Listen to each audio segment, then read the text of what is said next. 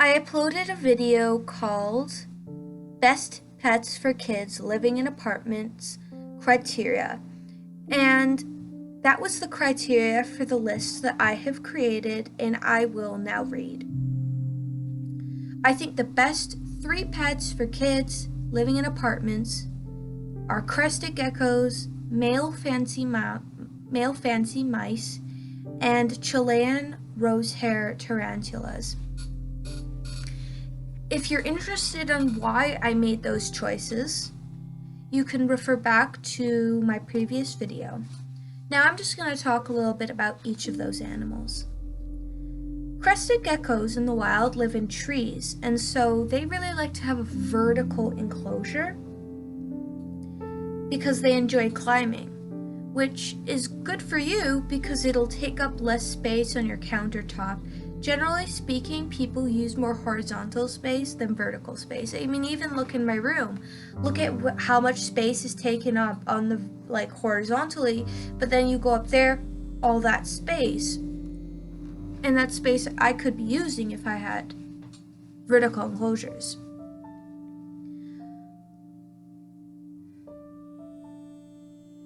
They are completely silent unless they're undergoing really extreme stress. I watched this in a YouTube video, although I don't remember who it was by, but most crested gecko owners can go the entire lifespan of their crested gecko, which live about 10 years, without ever hearing a sound out of them. And this person who'd had their crested gecko for a few years never heard it make any noise.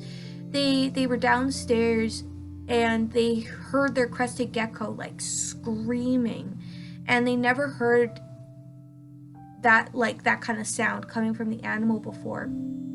So they went upstairs and they found that their cat had gotten into the crested gecko enclosure, had removed it, and was basically thrashing it, and the crested gecko was injured.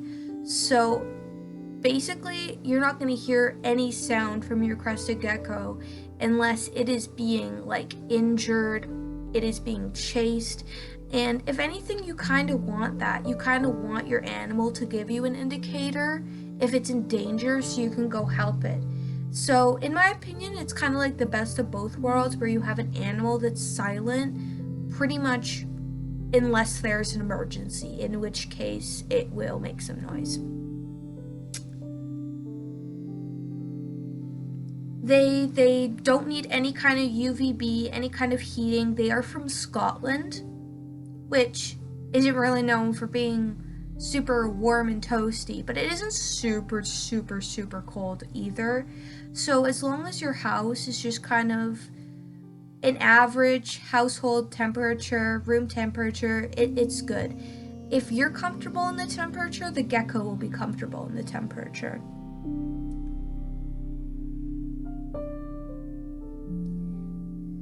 Their urates.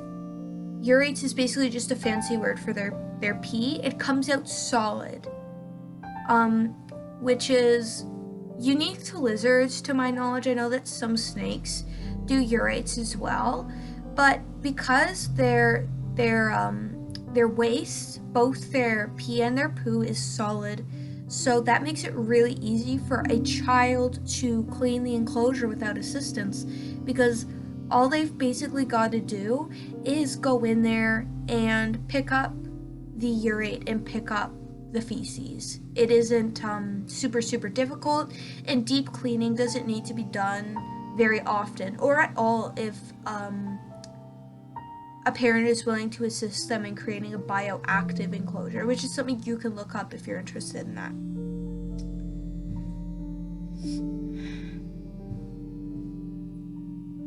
They eat powdered gel foods, and these powdered gel foods can be bought in big kind of containers. I've seen them in the pet store. I don't think they're all that expensive, and the way the food is prepared is you just take a spoon and you spoon it into a dish, and you can either put the water in and microwave it, or put boiling water in there, mix it up, and leave it to chill, or put it in a refrigerator to chill.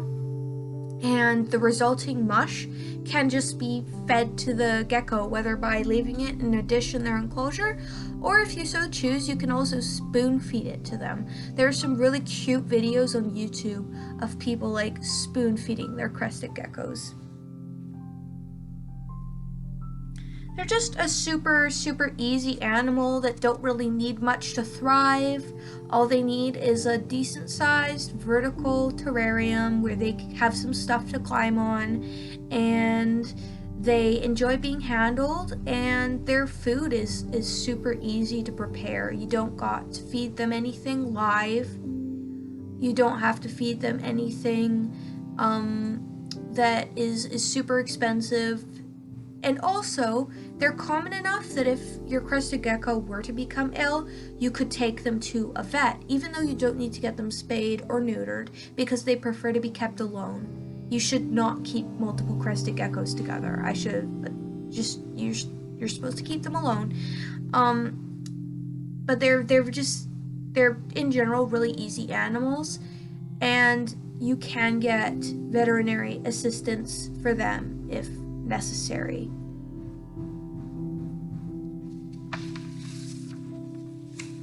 The next animal on my list is male fancy mice. Now this is a bit more complicated than crested geckos. Crested geckos, they don't even make any scent. Like from what I understand, I don't own a crested gecko, but I would like to in the future, so I've done research. And from what I know, their enclosures don't even smell. But mice, if you don't clean it, it's gonna be really rank really quick. Mice are social animals, and they're happiest in pairs or groups. However, male mice will fight to the death, and male-female pairings will result in more babies than you can handle. Some vets will neuter male mice, but it can be hard to find that service, and surgery can be risky for such small animals. Gerbils and rats must be kept in pairs or groups, regardless of sex, eliminating them from the list because pairs and groups need a lot more space. Hamsters, of all different kinds, there are 5 different kinds of hamsters that are each like their own unique species. So I really shouldn't clump hamsters together, but none of them are on this list, so I will for the sake of this list. Syrian, Roborovsky, Campbell's hamsters, etc. need over 40 gallons of space. And that can be quite a bit, and that's a minimum. There are some people saying that they should have even up to 75 gallons. There was a scientific peer-reviewed study done on the stress levels of hamsters in different environments, and it was found that that hamsters, the only time when stress levels were not observed in relation to their enclosure was when they were in a 125-gallon aquarium. So for people who think that just because mice and hamsters are comparable in size, they need a comparable amount of space, that's just straight up wrong. Hamsters need a lot of space, and they need really deep bedding. Hamsters are really complicated animals with really complex diets because they are omnivores. So I really wouldn't suggest, I don't know if I wouldn't suggest hamsters for kids in general, but if you have an apartment and you don't have space to upgrade your hamster enclosure, then I really wouldn't suggest a hamster. They only need 3 inches of bedding as opposed to 6 inches needed by hamsters, or 6 inches also needed by gerbils, which is good to remember because bedding is really expensive. Well, depends on what you'd say, really expensive, but it's not free. The commonly accepted tank size for a male mouse is 10 gallons, but there are some mouse enthusiasts who think it should be up to 20 gallons. Now, this is, and there are some add-ons you can get for mice, like you can buy a 10-gallon wire thing that you can put on top of it's called a tank topper. I think they're like produced by KT. You can buy them on Amazon to like attach to the top of a 10-gallon to get that extra space while still keeping the footprint. But I don't really know if that's worth just getting the extra 20 gallons, because a lot of that extra space is coming from the vertical. Like 10-gallon aquariums have a footprint of 20 inches by 10 inches, but a 20-gallon has a footprint of 24 inches by 12 inches. So it's not like a crazy amount more. It's just and it's a lot more vertical space too. So I would suggest just getting the 20-gallon if you want an aquarium or an enclosure that's bigger. And by the way, aquariums and bin cages are some of the most cost-effective options for making mouse enclosures. But if you look to Soda Pets and Emiology, which are two really good YouTube channels that discuss mice, you'll get a lot more information from them than you will from me, because I've never kept mice and I'm severely allergic to dander, so I will not be getting them in the future. So I haven't researched them as extensively as crested geckos. I'm not sure if like a 10-year-old would be able to clean up after a mouse properly. However, I do think that if someone showed them how to do it and they got some practice, I think that they could figure it out. And a mouse can live off of pelleted food, as well as some like fruits and vegetables. But again, I'm not an expert, so I really would look to Emiology and Soda Pets for that kind of advice, because they are very good. My last choice is a bit unconventional, but it's actually very practical, and I'll explain why.